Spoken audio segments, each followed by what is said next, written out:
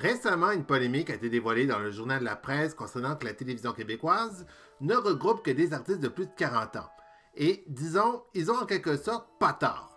À part quelques petites émissions jeunesse comme Lucas et Léo avec Éléonore Lagacé et Lucas Lemay, ou encore Émilie Fournier avec Yves Ganza sur les ondes de Télé-Québec, les journalistes de MAJ ou certains journalistes qu'on voit à RDI, LCN ou Nouveau, en général, les jeunes animateurs de moins de 40 ans ne sont plus à la télé au Québec, mais directement sur Internet.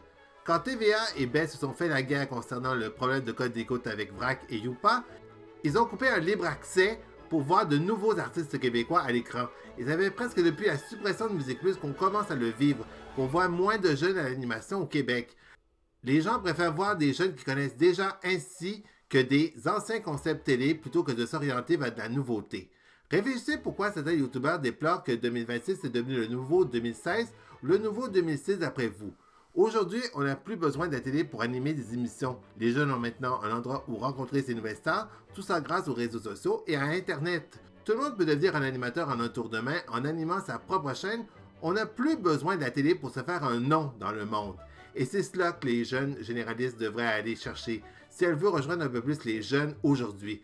Et quand je vois ICI Télé et Télé-Québec qui lancent des chaînes numériques ne présentant pas de nouveaux animateurs ou animatrices en ondes au Québec, évidemment que ça me déplaît. On n'est pas capable de suivre nos jeunes car on les rejoint moins qu'avant. Et si vous avez où ces jeunes-là devraient chercher directement, l'avenir de l'animation présentement, c'est directement dans le monde du doublage au Québec qu'elle devrait le chercher.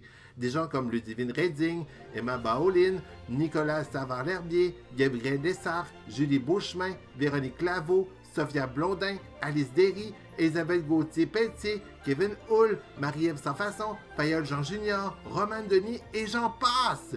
Ces jeunes-là jouent autant dans des téléromans, dans des séries jeunesse et tout ça, et ils rejoignent beaucoup plus les jeunes au Québec aujourd'hui. Quand je vois Ludivine Redding et Lauriane S. Thibodeau faire des présentations dans le monde du doublage au Québec en parlant de mini-Jean et mini-Bulles sur la page Facebook de la zone jeunesse de Radio-Canada, pourquoi on n'en voit pas autant comme eux pour animer des émissions au Québec? Et ce genre de choses ne se déroule pas seulement au Québec, mais aussi au Canada anglais. Les jeunes ont perdu leur place de raconter ce qu'ils voulaient avec la fermeture de Family Channels et prochainement de YTV. Alors imaginez quand CBC ou TVO Kids s'expriment devant eux dans leur propre langue. Ils n'ont pas l'impression d'être pris au sérieux.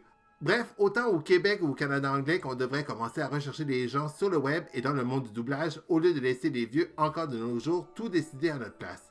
Si la France a réussi à comprendre ça, le Québec et le Canada devraient en faire partie. Merci de votre attention et bonne fin de soirée.